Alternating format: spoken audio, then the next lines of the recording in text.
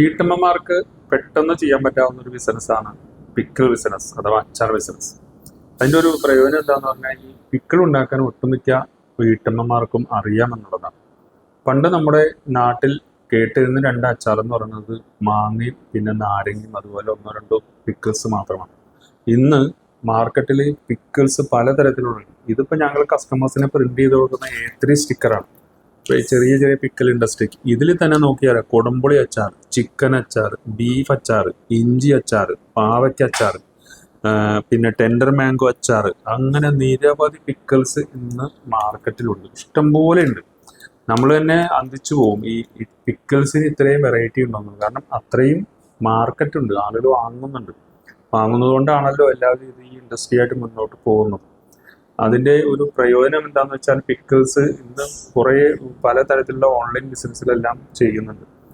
ചില അച്ചാറുകൾക്ക് വില കൂടുതലാണ്. വില കൂടുതൽ കാരണം അതിൽ ചേർത്തിരിക്കുന്ന ഇൻഗ്രീഡിയൻസ് അനുസരിച്ച് വില കൂടും.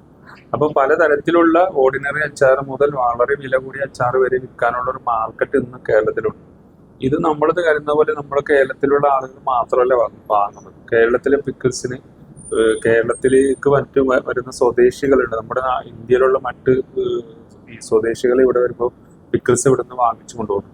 വളരെയധികം ശ്രദ്ധിക്കേണ്ട കാര്യം എന്ന് പറഞ്ഞു കഴിഞ്ഞാൽ മാർക്കറ്റിംഗ് കുറച്ച് ബുദ്ധിമുട്ടാണെന്ന് മാത്രമേ ഉള്ളൂ. പക്ഷേ ഒരുപാട് സാധ്യതയുണ്ട്. ചെറുതായിട്ട് തുടങ്ങിയ ബിസിനസ്സുകാരെല്ലാം പിന്നീട് വലിയ ലാർജ് സ്കെയിൽ ചെയ്യാൻ. ഇപ്പൊ ഞങ്ങളുടെ നാട്ടിലുള്ള ഒരു ബ്രാൻഡാണ്. ഇവര് ചെറുതായിട്ട് ബിസിനസ് തുടങ്ങിയതാണ്.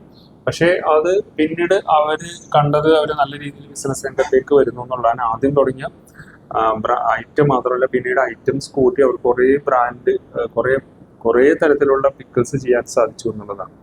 നല്ലവണ്ണം ശ്രമിച്ചാൽ പലർക്കും ഒരു ബ്രേക്ക് ത്രൂ ഉണ്ടാക്കാൻ പറ്റാവുന്ന ഒരു ബിസിനസ്സാണ്.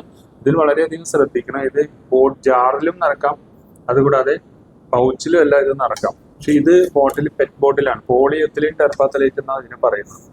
എല്ലാവരും പിക്കിൾ നിറക്കാൻ ഇതാണ് ഉപയോഗിക്കുന്നത്. പക്ഷെ ഇതിൽ നിറക്കുമ്പോൾ ഇവിടെ സീൽ ചെയ്യുന്നത് വളരെ വളരെ ശ്രദ്ധിക്കുക. അലൂമിനിയം ഫോയിൽ വെച്ച് സീൽ ചെയ്യുന്നത് കാണുന്നുണ്ട്. അത് തെറ്റായ പരിപാടിയാണ്.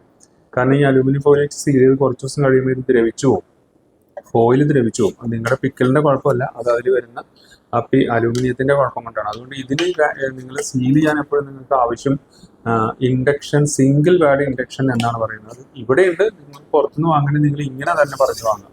ഇനി ഞങ്ങൾ അതിന്റെ ഡിസൈൻ ചെയ്ത് കൊടുക്കുന്നുണ്ട്. ഡിസൈൻ ചെയ്ത് മാത്രമല്ല, ഇതുപോലെ A3 സ്റ്റിക്കേഴ്സ് ചെറിയ ബിസിനസ്സുകാർക്ക് ആദ്യം ഈ A3 സ്റ്റിക്കേഴ്സേ മുതലാവുള്ളൂ. കാരണം ഇൻവെസ്റ്റ്മെന്റ് അല്ലെങ്കിൽ കൂടുതൽ വരും. ഇതാകുമ്പോൾ 25 ഷീറ്റ് ഉണ്ടെങ്കിൽ നമുക്ക് ഒരേ ഇതിൽ തന്നെ പല ഡിസൈൻ ചെയ്യാനും പലതരത്തിലുള്ള പിക്കിൾസ് നമുക്ക് ഇതിൽ ചെയ്യാമെന്നുള്ളതാണ്.